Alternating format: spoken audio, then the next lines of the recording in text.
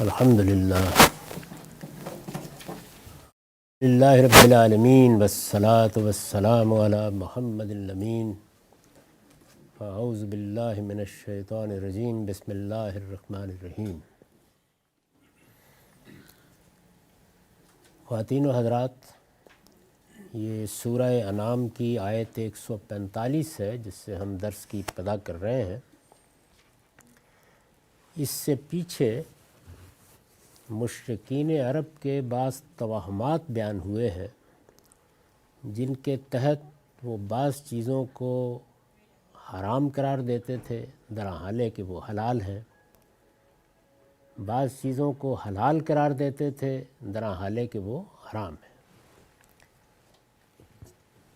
یہ بات تمام پرانی تہذیبوں کے مطالعے سے واضح ہو جاتی ہے کہ جانوروں کے بارے میں یا ان کی حلت اور حرمت کے بارے میں کہ فلاں حلال ہے فلاں حرام ہے، توہمات بالعموم پیدا ہوتے رہے ہیں۔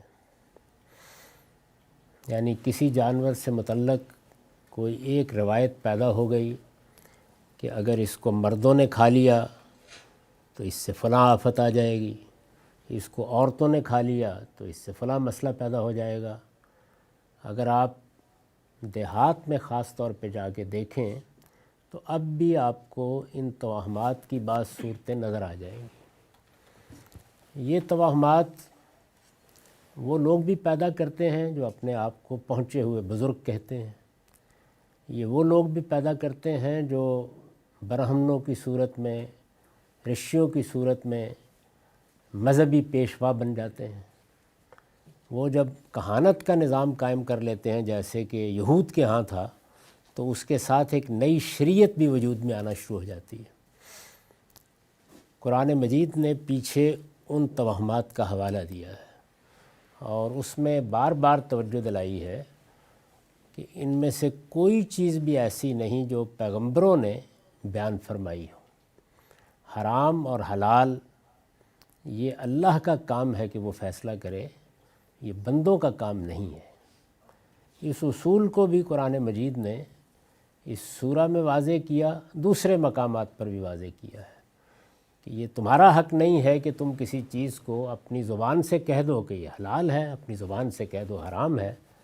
اس طرح کے حرام اور حلال کے فیصلے کرنے کا اختیار صرف اس دنیا کے پروردگار کو ہے، یہ خالق ہے جو بتائے گا۔ اب یہاں چونکہ کھانے پینے کی چیزیں زیر بحث ہیں، خاص طور پر جانور جن کا گوشت کھایا جاتا ہے وہ زیر بحث ہیں، تو اس لیے یہ ضروری ہے کہ جس آیت سے ہم ابتدا کر رہے ہیں اس کو پڑھنے سے پہلے یہ اصول سمجھ لیا جائے کہ جانوروں سے متعلق یا کھانے پینے کی چیزوں سے متعلق حرمت حلت کا اصول کیا ہے۔ قرآن مجید نے ایک تو یہ بات جگہ جگہ واضح کر دی ہے، اور یہ قرآن مجید نے کیا تمام قدیم صحیفوں نے بھی واضح کی ہے، پیغمبروں کی تعلیمات میں بھی یہ بالکل واضح ہے کہ وہ صرف اس لیے آئے ہیں کہ انسانوں کو پاکیزگی سکھائیں، ان کو پیوریفائی کریں، وہ اپنے بدن میں پاکیزگی اختیار کریں، وہ اپنے خور و نوش کھانے پینے میں پاکیزگی اختیار کریں، وہ اپنے اخلاق میں سب سے بڑھ کر پاکیزگی اختیار کریں۔ تو پاکیزگی یا تزکیہ یا پیوریفیکیشن یہ دین کا مقصود ہے، اسی کے لیے تمام انبیاء علیہم السلام کی بعثت ہوئی ہے۔ قرآن مجید نے رسول اللہ صلی اللہ علیہ وسلم کے بارے میں بھی بہت وضاحت سے یہ بتایا ہے کہ یہ قرآن آپ پر نازل کیا گیا ہے، آپ اسے لوگوں کو پڑھ کر سناتے ہیں، آپ اس میں موجود حکمت کی تعلیم دیتے ہیں، آپ لوگوں کو اللہ کا قانون اور اس کی شریعت سکھاتے ہیں، لیکن اس سب سے مقصود کیا ہے؟ یزکیہم، ان کا تزکیہ کرتے ہیں، یعنی اس کے ذریعے سے ان کو پاکیزگی حاصل ہوتی ہے۔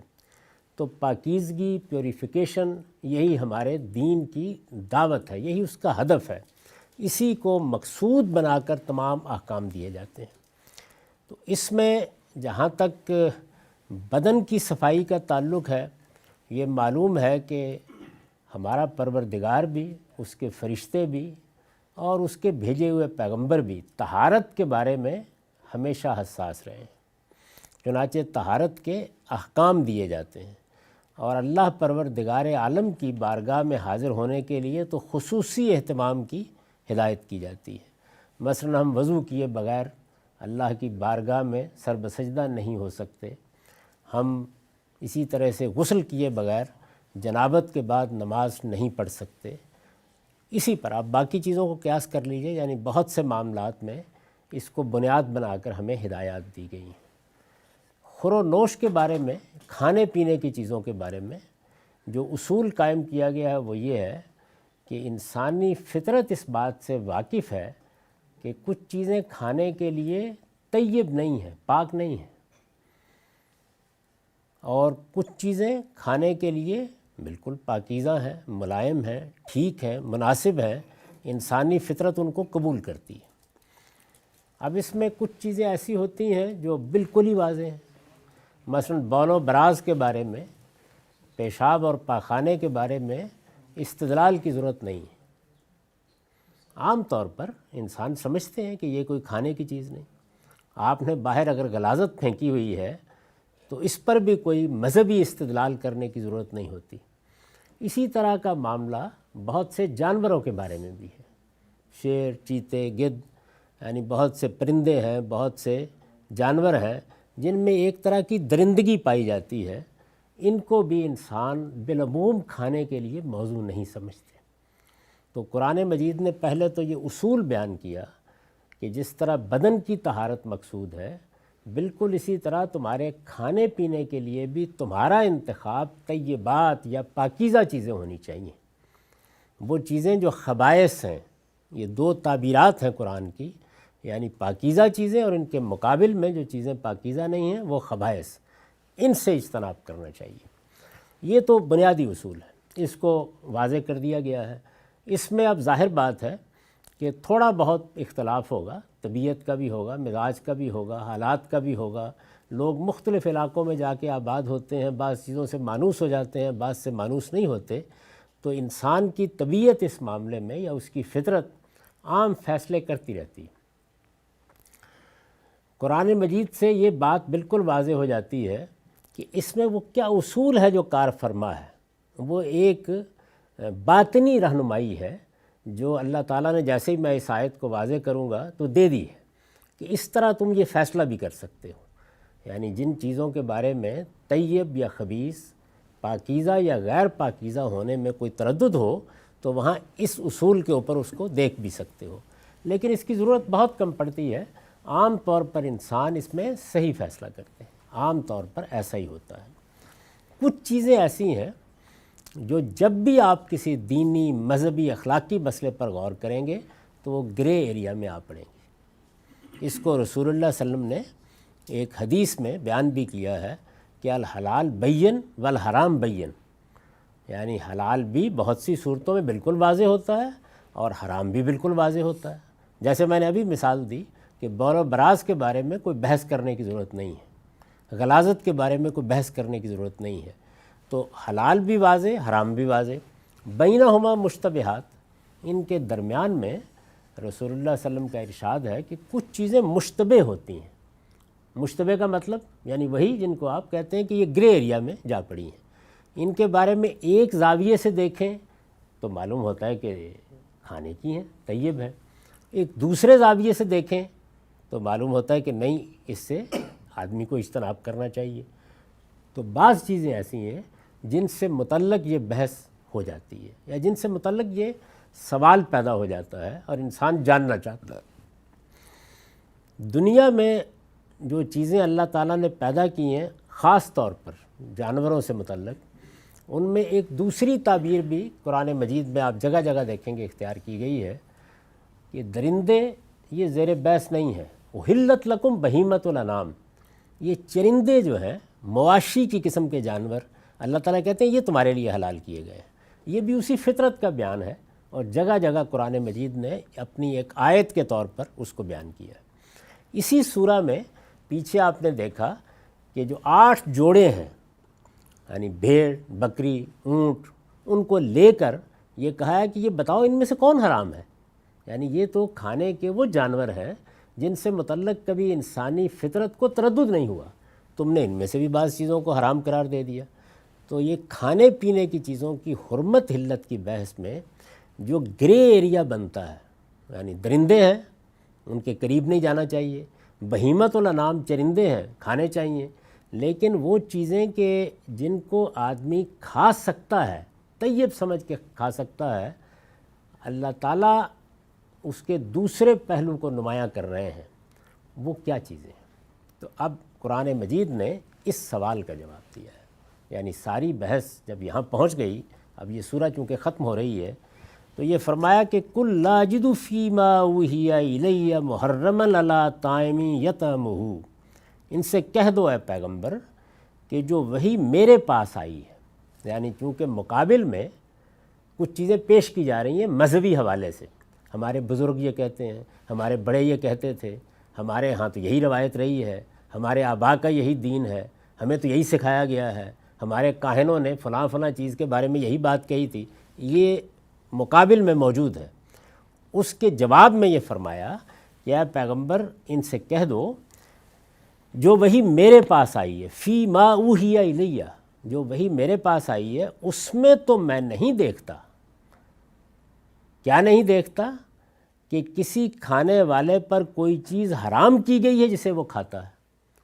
اب یہ جو اسلوب ہے اس میں پہلی بات یہ بیان کی گئی ہے کہ مجھے اللہ تعالیٰ نے جو ہدایت دی ہے، یہ جو قرآن میرے اوپر نازل کیا گیا ہے، اللہ تعالیٰ نے جو رہنمائی میری فرمائی ہے، ظاہر ہے کہ مشرکانہ توہمات ہیں، بنی اسماعیل آپ کی قوم ہے، ابراہیم علیہ السلام کی اولاد ہے، ان کے ہاں کی دینی روایتیں ہیں، ان کے ہاں کے بڑے بڑے مذہبی رہنما ہیں، وہ بیت اللہ کے متولی ہیں، بہت سے توہمات اور بہت سی سپرسٹیشنز کو انہوں نے دین بنا رکھا ہوا ہے۔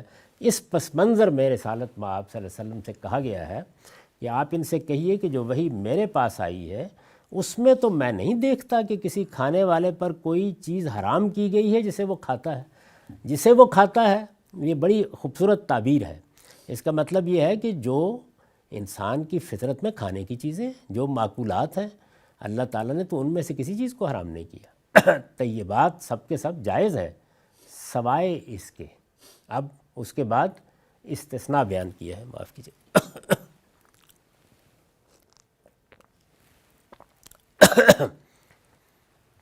استثناء بیان کیا ہے اس کے بعد کہ وہ کیا چیزیں ہیں جو ان چیزوں میں سے اللہ نے حرام کر دی ہیں جنہیں لوگ کھا سکتے تھے۔ دیکھیے جو نہیں کھاتے وہ زیر بحث ہی نہیں، یعنی اللہ طاعم یطعمہ کے جو الفاظ استعمال کیے ہیں اس کا مطلب یہ ہے کہ وہ چیزیں جو انسان نہیں کھاتے، جن کو انسان کھانا پسند نہیں کرتے، جن کے بارے میں انسان کی فطرت رہنمائی کے لیے کفایت کرتی ہے، وہ زیر بحث ہی نہیں ہے۔ زیر بحث ہیں وہ چیزیں جن کو لوگ طیبات اور پاکیزہ سمجھ کے کھا سکتے ہیں، ان کے بارے میں فرمایا کہ ان میں کوئی چیز حرام نہیں ہے سوائے یہ چار چیزوں کے۔ یعنی آیت میں یہ جو الفاظ ہے کہ میں تو کسی چیز کو حرام نہیں پاتا، تو اس کا یہ مطلب نہیں ہے کہ یہ تمام چیزوں کے بارے میں کہا جا رہا ہے، نہیں، ان چیزوں کے بارے میں کہا جا رہا ہے جن کو لوگ یہ خیال کر کے کہ یہ طیب ہے، کھانے کی ہیں، کھا سکتے ہیں، ان کا ذکر ہو رہا ہے۔ اور اس میں خاص طور پر زیر بحث ہیں وہ جانور جن کو ہم کھاتے ہیں اور وہ جانور جن کو طیب نہیں سمجھا جاتا اور ہم نہیں کھاتے۔ اس پر جسے وہ کھاتا ہے پر میں نے ایک نوٹ لکھا ہے، یعنی جو اصلاً من جملہ طیبات ہے، یعنی وہ چیزیں ایسی ہیں کہ وہ طیب ہیں، عربی زبان میں طیب کا مطلب پاکیزہ ہیں، کھانے کے لیے موزوں ہیں، وہ کھائی جا سکتی ہیں، اور کھانے والے اسے کھانے کی چیز سمجھ کر ہمیشہ کھاتے رہے ہیں۔ وہ چیزیں ایسی نہیں ہیں کہ انسان اپنی فطرت کی رہنمائی میں ان سے بچا ہوا ہو، بالعموم انسان انہیں کھانے ہی کی چیزیں سمجھتے رہے ہیں۔ اس سے وہ چیزیں آپ سے آپ نکل گئیں جو ممنوعات فطرت ہیں، یعنی اس جملے ہی نے یہ بتا دیا کہ جو چیزیں انسانی فطرت میں ممنوع ہیں وہ یہاں زیر بحث ہی نہیں، سرے سے وہ تو انسان کی فطرت خود ہی فیصلہ کر لے گی۔ یعنی یہ یہاں پر فہرست نہیں بیان کی جا رہی کہ کیا کیا چیزیں حرام ہیں جو نہیں کھانی چاہیے، یہ بتایا جا رہا ہے کہ ان چیزوں میں سے جنہیں لوگ طیبات سمجھ کے جو گرے ایریا میں پڑی ہوئی ہیں، کھا سکتے ہیں ان کے بارے میں اللہ کا فتویٰ یہ ہے، اللہ تعالیٰ یہ بیان کر رہے ہیں۔ اس سے وہ چیزیں آپ سے نکل گئیں جو ممنوعات فطرت ہیں، اور انسان ہمیشہ سے جانتا ہے کہ وہ کوئی کھانے کی چیز نہیں ہے۔ مثلاً شیر، چیتے، ہاتھی، چیل، کوے، گدھ، عقاب، سانپ اور بچھو وغیرہ، یہی معاملہ بعض دوسرے خبائث کا بھی ہے، یعنی ان کے بارے میں انسانی فطرت ہی کافی ہے، وہ فیصلہ کر لے گی۔ البتہ جن چیزوں سے متعلق شبہ ہو سکتا ہے، جن چیزوں سے متعلق لوگوں میں بحث ہو سکتی ہے، جن کے بارے میں رہنمائی کی ضرورت ہو سکتی ہے، شریعت نے ان میں رہنمائی دی ہے۔ اس سے خود یہ اصول واضح ہو گیا کہ انسان کو اللہ تعالیٰ نے اس طرح نہیں پیدا کیا کہ وہ اندھا اور بہرا ہے، انسان کو بہت کچھ رہنمائی دے کر پیدا کیا ہے۔ وہ رہنمائی طہارت اور صفائی کے بارے میں بھی ہے، یعنی ہر انسان یہ چاہتا ہے کہ وہ نہا دھو کر رہے، اس پر کوئی غلاظت نہ آ پڑے، اس کے کپڑے صاف ہوں، اس کے بیٹھنے کی جگہ صاف ہو۔ یہ خود انسان کی فطرت میں موجود ہے۔ کبھی کبھی اس کی خلاف ورزی بھی ہو جاتی ہے، ایسے لوگ بھی پیدا ہو جاتے ہیں کہ جن کو غلاظتی سے محبت ہوتی ہے، لیکن عام طور پر طہارت، پاکیزگی، صفائی یعنی جسم کی پاکیزگی، یہ کوئی ایسی چیز نہیں جس کے لیے ہدایات دینے کی ضرورت پڑے۔ ہاں البتہ خصوصی اہتمام کے لیے کوئی ہدایت دینی پڑے، جیسے اللہ کی بارگاہ میں جانے کے لیے وضو یا غسل وغیرہ کی ہدایات، تو وہ الگ چیز ہے، لیکن عمومی صفائی کا تصور انسان کی فطرت میں اللہ تعالیٰ نے رکھ دیا ہے۔ یہی معاملہ اخلاقی معاملات کا ہے، یعنی اخلاق میں کیا چیزیں پاکیزہ ہیں، کیا چیزیں قابل اعتراض ہیں، اس میں بھی کوئی بڑا مسئلہ نہیں ہے، یعنی انسان جانتا ہے۔ اور اگر آپ غور کر کے دیکھیں تو اسی سے عالمگیر اخلاقیات، یونیورسل مورالٹی وجود میں آتی ہے۔ اسی کا نتیجہ ہے کہ دنیا میں مختلف مذاہب کے لوگ ہیں، مختلف تہذیبوں سے تعلق رکھتے ہیں، لیکن ان سب کے درمیان اخلاقی معاملات ہی کمیونیکیشن یا ابلاغ کی بنیاد بنتے ہیں، یعنی اسی پر ہم دوسروں سے کسی اچھے رویے کی توقع کرتے ہیں، اسی پر خود ہمارے کردار سیرت کو جانچا جاتا ہے، اسی کا حوالہ دے کے تنقید کی جاتی ہے۔ یہ دنیا بھر میں، اس میں وہ چیزیں تھوڑی دیر کے لیے الگ رکھ دیجئے جن میں اطلاق کا یا اپلیکیشن کا اختلاف ہو جاتا ہے، ورنہ بحیثیت مجموعی انسان اس سے واقف ہے۔ تو اندھا اور بہرا نہیں پیدا کیا گیا انسان کو، وہ فیصلے کرتا ہے، جانتا ہے کہ یہ چیزیں کھانے کی نہیں ہیں، یہ چیزیں کرنے کی نہیں ہیں، یہ اخلاقی لحاظ سے ٹھیک نہیں ہیں، ان سب چیزوں کے فیصلے کرتا ہے۔ لیکن بعض جس طرح کے میں نے عرض کیا مشتبہ معاملات ہو جاتے ہیں، گرے ایریاز میں بعض چیزیں آ پڑتی ہیں، ان میں سے وہ چیزیں کہ جن کی طرف التفات کا کم امکان ہے انہیں پھر اللہ تعالیٰ چھوڑ دیتے ہیں فیصلہ کرنے کے لیے، لیکن بعض چیزوں سے متعلق پھر اپنا فیصلہ سناتے ہیں۔ میں نے کئی مرتبہ توجہ دلائی ہے کہ چونکہ قرآن مجید مشتبہات کے بارے میں اپنا فیصلہ دے رہا ہوتا ہے، تو ہمارے ہاں سمجھنے والے اس کو الٹ کر دیتے ہیں۔ ان کا خیال ہوتا ہے کہ یہ تو اصلاً ممنوع ہے، باقی چیزیں ضمن میں چلی جاتی ہیں۔ اس کی بڑی سادہ مثال سود ہے، یعنی وہ ایک مشتبہ معاملہ ہے جس میں اللہ نے اپنا فیصلہ دیا ہے۔ غبن، چوری، کسی کا مال ہتھیا لینا، کسی کے اوپر زیادتی کر دینا، وہ اس سے بہت بڑے جرائم ہیں، لیکن چونکہ ایک مشتبہ معاملے میں اللہ تعالیٰ کو اپنا ورڈکٹ دینا پڑا ہے تو ہمارے یہاں الٹ گئی صورتحال۔ ایسا ہی معاملہ ابھی یہاں ایک جانور کا آئے گا تو میں یہ عرض کروں گا کہ وہاں بھی بالکل یہی صورتحال پیدا ہوئی ہے۔ تو ارشاد فرمایا کہ میں تو کسی چیز کو جسے انسان کھاتا ہے، یعنی جو کھانے کی چیزیں سمجھی جاتی ہیں جن کے بارے میں کوئی شبہ نہیں ہوتا، میں نہیں سمجھتا کہ اس میں کوئی چیز حرام کی گئی ہے، اور مجھے وحی کے ذریعے سے یہی بتایا گیا ہے۔ اب وہ کیا چیزیں ہیں جو حرام کی گئی ہیں، ان کی اب فہرست گنوانی شروع کی۔ فرمایا کہ الا ان یکون میتا، سوائے اس کے کہ وہ مردار ہو، او دمن مسفوحا، یا بہایا ہوا خون ہو، او لحم خنزیر، یا سور کا گوشت ہو، فإنہ رجس، اس لیے کہ یہ ناپاک ہے۔ یعنی اب معاملہ کیا ہوا، جو ناپاک ہیں اور فطرت جانتی ہے کہ ناپاک ہیں اور ان کے قریب نہیں جانا چاہیے، وہ زیر بحث ہی نہیں۔ زیر بحث وہ چیزیں ہیں کہ جن کے پاک اور ناپاک ہونے کے بارے میں بحث ہو سکتی تھی۔ اب یہ چاروں کو دیکھیے ان کی نوعیت کیا ہے، یعنی بکری ہے، بھیڑ ہے، کوئی بحث نہیں ہے انسانوں کے درمیان کہ یہ کھانے کی چیز ہے یا نہیں ہے۔ پیچھے بھی ہم نے دیکھا کہ قرآن مجید نے ان 8 جوڑوں کو لے کر سوال کیا ہے کہ ان میں سے کون سی چیز حرام ہے. یعنی یہ تو انسان ہمیشہ سے کھاتے رہے ہیں، واضح ہے بالکل، لیکن دیکھیے شبہ کیسے پیدا ہوتا ہے. یعنی وہ بکری ہم ذبح کر کے کھا رہے ہوتے ہیں، وہ اپنی موت سے مر گئی، جانور تو حلال تھا نا. اس کے بارے میں فیصلہ کیسے کیا جائے؟ یعنی ہمارے چھری پھیرنے سے بھی موت ہی آئی ہے، اس کے مثلا گر کر مرنے سے بھی موت ہی آئی ہے، طبعی موت مر جانے سے بھی موت ہی آئی ہے. تو مر گئی، گوشت تو اسی جانور کا ہے نا، یعنی وہی بھیڑ وہی بکری، پرابلم کیا ہو گیا ہے؟ تو یہ سوال پیدا ہوتا ہے نا اس کے بارے میں. تو اللہ تعالیٰ نے اپنا فیصلہ دیا کہ یہ حرام ہے. اب کیوں ہے یہ آگے چل کے دیکھتے ہیں. دوسری چیز کیا ہے؟ دوسری چیز یہ ہے کہ جو بہتا ہوا خون ہے، یعنی آپ پیالہ بھریں اور پی لیں. کیوں سوال پیدا ہوا؟ اس لیے کہ انہی جانوروں کا خون ہے، یہ بالکل حلال ہے. یعنی آپ ان کی ہڈیاں بھی چچوڑتے ہیں، ان کا گوشت بھی کھاتے ہیں، انہی کے اندر ہے نا یہ خون. تو اس وجہ سے جائز حلال جانوروں کا خون ہے. تو اس میں کیا مسئلہ پیدا ہو گیا؟ اس پر فقہی بحث کی جا سکتی. اچھا، سور کا گوشت، کیا پرابلم پیدا ہوا ہے؟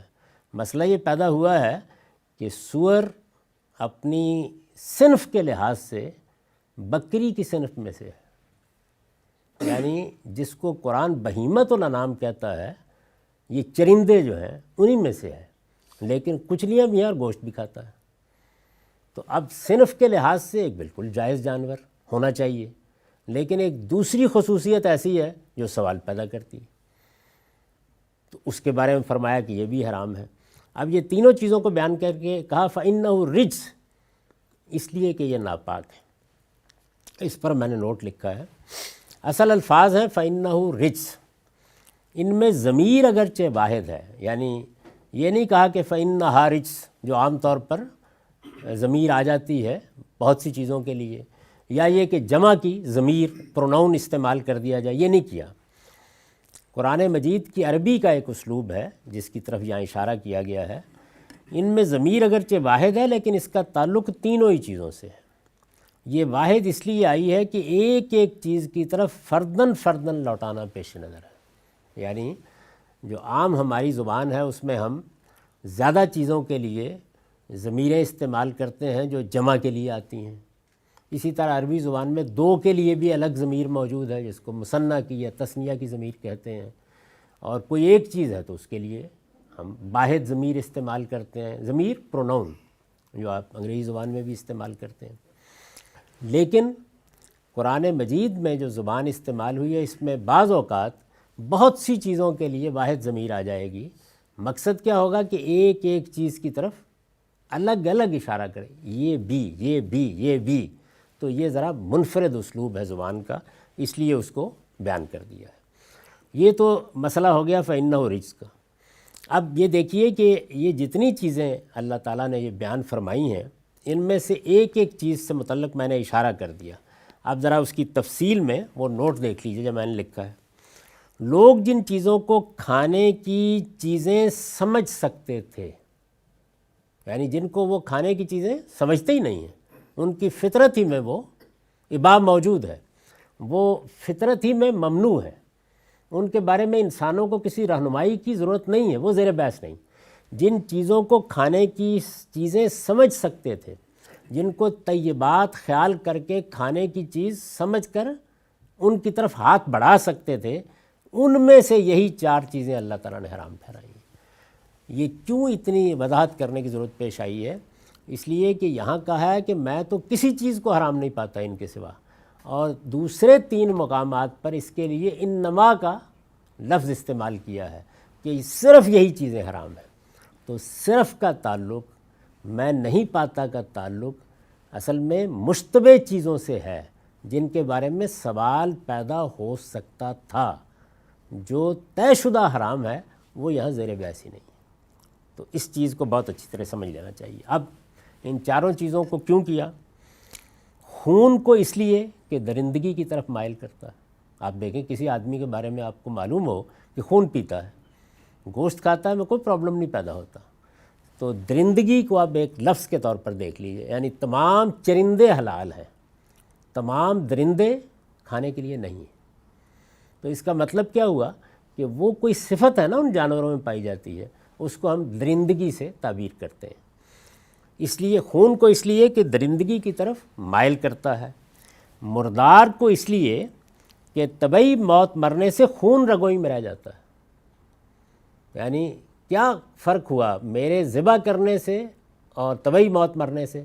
ایک ہی فرق واقع ہوا، خون رگوں میں رہ گیا ہے۔ اس لیے ذبح کا بھی کوئی ایسا طریقہ اگر آپ اختیار کریں گے جس سے خون نہیں نکلا تو وہ میتہ کے حکم میں چلا جائے گا، خون سے پاک ہونا چاہیے۔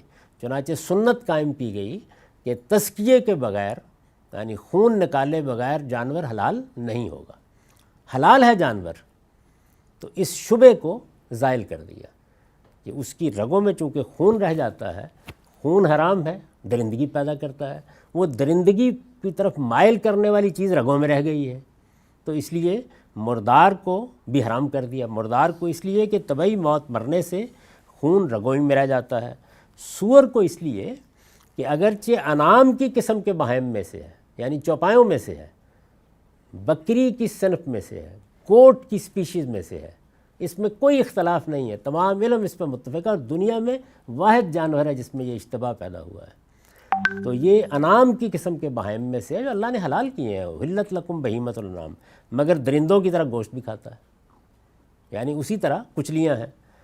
اس کے بعد یہ تین چیزیں ہوئیں، اس کے بارے میں کہا یہ ناپاک ہیں، اور پھر فرمایا کہ او فسقن احل لغیر اللہ بہی، یا خدا کی نافرمانی کر کے کسی جانور کو اللہ کے سوا کسی اور کے نام پر ذبح کیا گیا ہو۔ جانور حلال، تزکیہ بھی ہو گیا، خون بھی نکال دیا، لیکن ذبح کرتے وقت اللہ کے سوا کسی اور کا نام لے لیا۔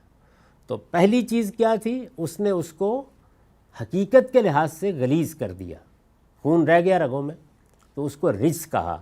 اور یہاں کیا ہوا؟ اللہ کی نافرمانی نے اس کو نجس کر دیا، یعنی یہ عقیدے کی نجاست ہے جو اس کو لاحق ہو گئی۔ جانور پاک تھا لیکن عقیدے کی نجاست نے ناپاک کر دیا، تو کہا او فسقن، یعنی اللہ کی نافرمانی نے یہ کر دیا۔